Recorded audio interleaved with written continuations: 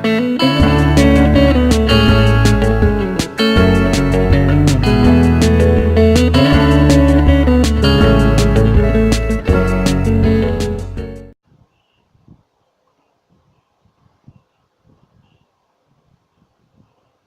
guys, and welcome back to playing the Royal Romance, Book 3, Chapter 14. It's time to wow the court with the ball at your very own duchy, but some unexpected guests are in the way. It's probably the assassins. Or Anton. Oh, what's gonna happen now, people? Royal Romance, Book 3, Chapter 14. Welcome, one and all, to the very own duchy. The day of the ball at your duchy, but the big news is that Hannah's parents are coming. I didn't think I'd be meeting your mom today. The invitation was just a formality. I never thought my parents would accept. Ever since I stood up to my father about their plans for me, neither one has spoken to me. I know my mother must be furious. Hannah, look, you survive assassins. I think you can handle your parents. Maybe they come all this way to apologize. I don't know. Just say the word and I'll get them out. Say that. When you put it that way, they're a little less scary. Only a little? You haven't met my mother yet. No, I'm scared. Then let's just hope they're here to mend bridges. Think you will. Anytime. Although, looking at the current time, I better get dressed for the ball. Of course, Bertrand won't want you to be late to the boutique. Bertrand? Did Maxwell tell you he's meeting you there? Are we talking about the same Maxwell I have to go? Bye! Rush down to the Duchy's boutique. Bertrand, I swear I'm on time, and if I'm not, it's on Maxwell's fault. Only to find yourself alone. Suddenly, the door swings open as Bertrand rushes inside. Bertrand, you're late. Dude, gotta get my Bertrand voice. Apologies for my tardiness. Blast the babysitter needs specific instruction on which spoons to feed Barty with. His table manners are terrible, so he must be taught through good example. Oh, you gave them the full 2-hour culture seminar. The condensed 30-minute version. I hope it was enough. I'm sure proper spoon placement runs in his blood. Hopefully, but now that that's done, Savannah and I continue your ball. How are things going on the Savannah front? To be honest, it's hard to say. We've spoken more often since the costume gala. Thank heaven, Savannah wasn't hurt in the chaos, but things are still tense. We both have a great deal to think about, and I have much to make amends for. Bertrand, I'm glad you got a second chance. Savannah and Barty are counting on you. Say that. I hope it works out the way you want it to. As do I. But enough about me. Today is about you, Will. Yes. Gladys hurries in carrying 2 gowns. This is your very public appearance at your own duchy, my homie. You want to make the right impression on the court. And send a message that you aren't cowed by your enemy's actions. In other words, you need to look elegant, sophisticated, and of course stunning. We found one dress that will honor the traditional Do sigil. But this second dress, this will have every eye on you. It represents the phoenix. Ooh. Purchasing the phoenix dress will unlock a magnificent hat worthy of the Duchess of Altoria. What? Oh, that's so beautiful. I love it. But this is nice too. I look like I'm Red Riding Hood. You look lovely as a dove in this sweet, simple dress. The white and red is more my style. I'm sure you'll turn heads no matter what, my homie. Now that we saw your outfit, there's work to be done. Everything must be perfect before the ball.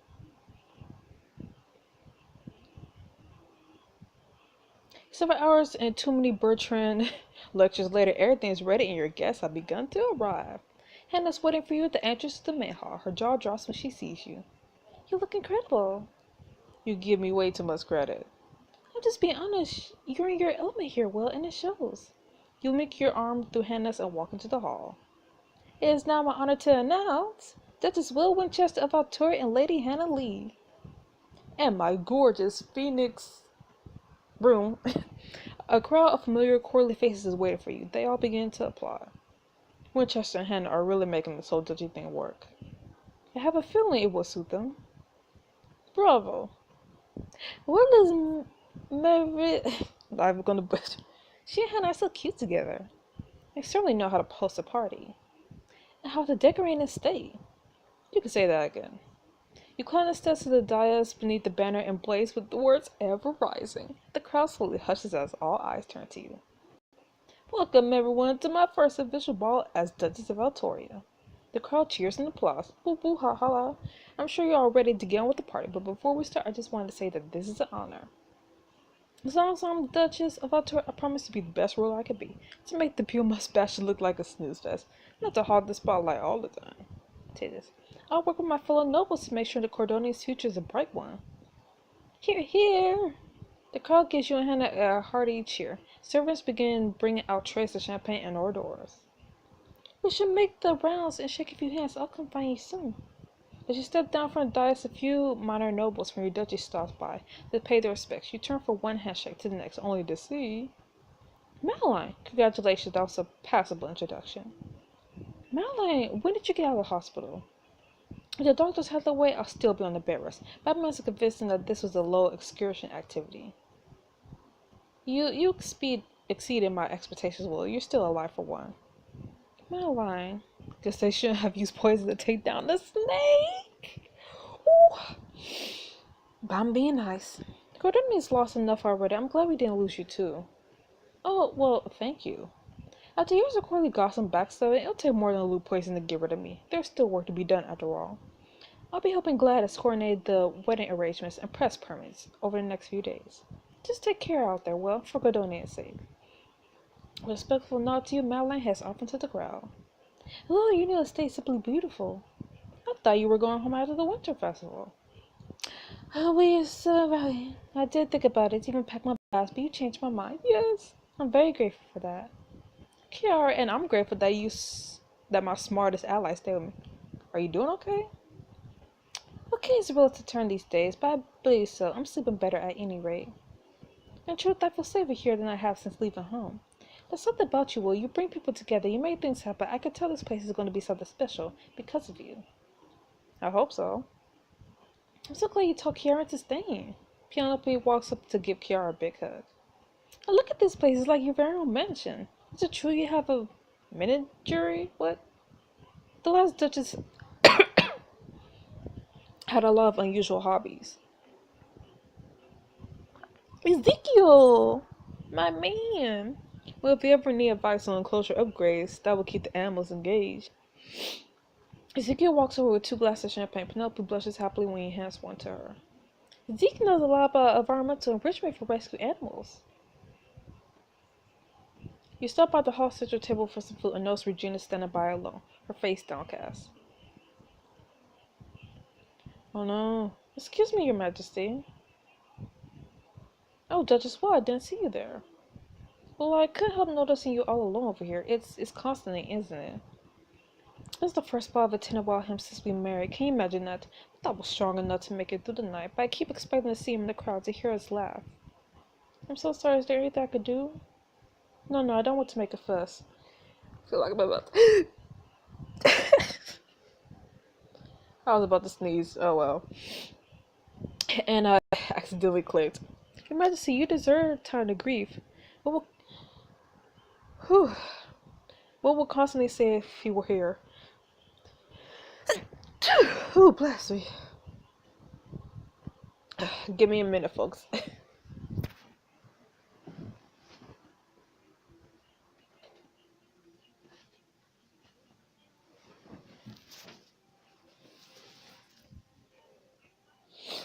Okay, I'm back. Whew.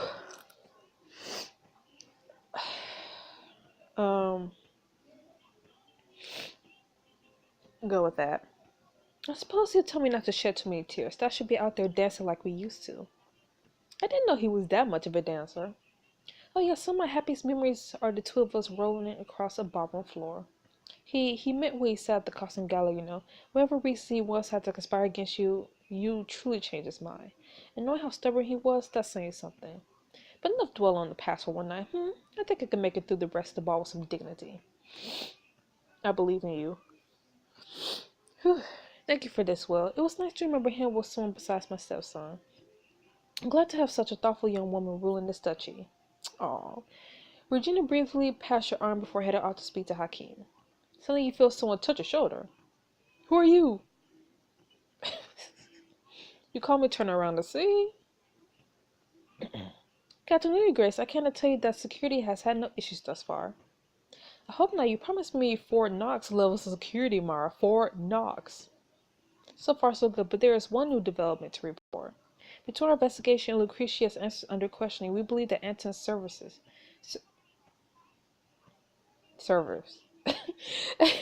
Varda was the former leader of the Sons of Earth.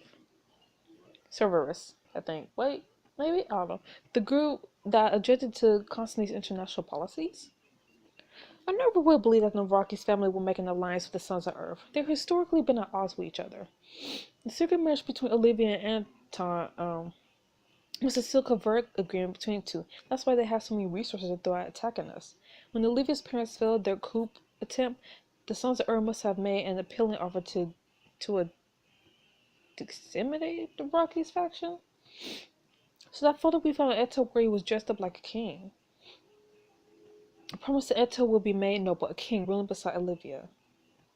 Oh, Lucretia is custody, and Olivia on our side. He won't be getting much more help in Light the Ghost. I wouldn't say that.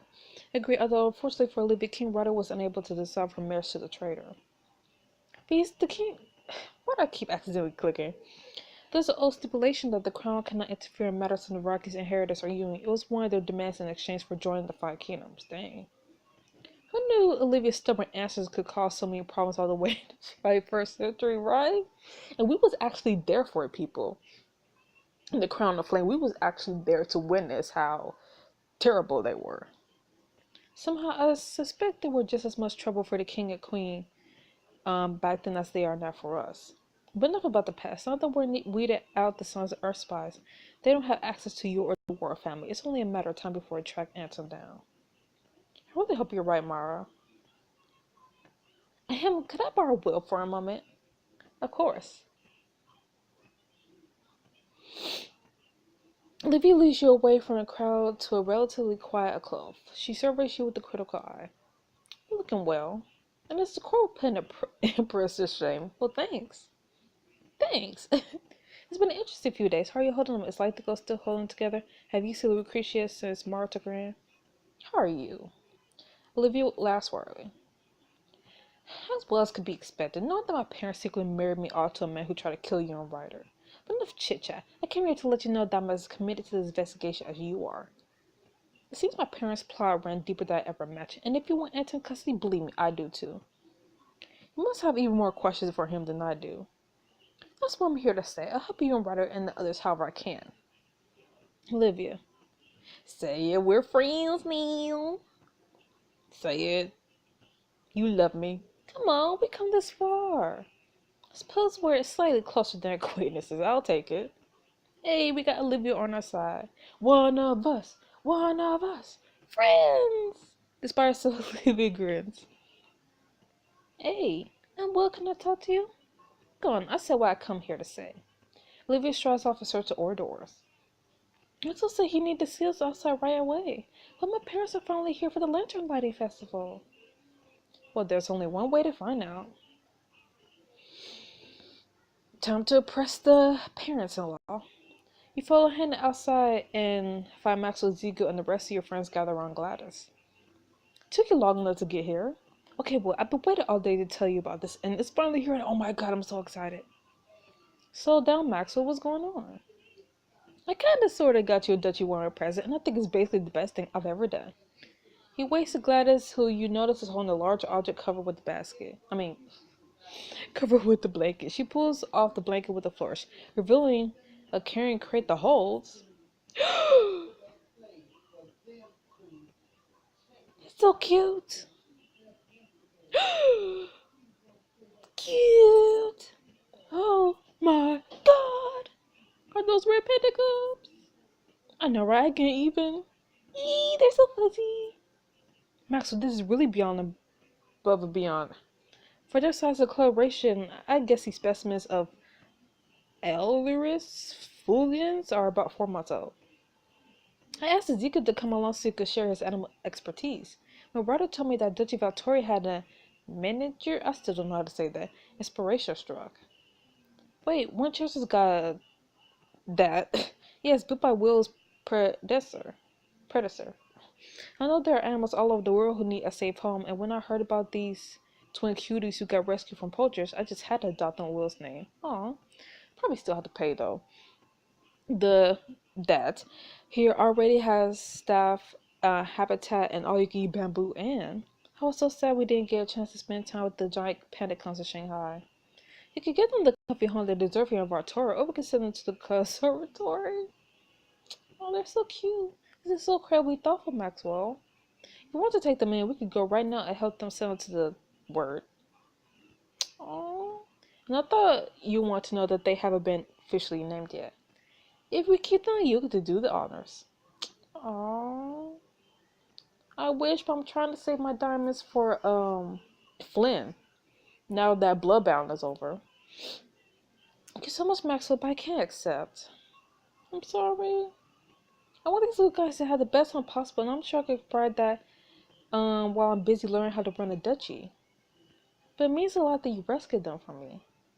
Of course, as soon as I heard about that, I knew you wouldn't want me to leave these little guys hanging. And I've already contacted a red panda conservatory in Thailand that has room for 2 new cubs.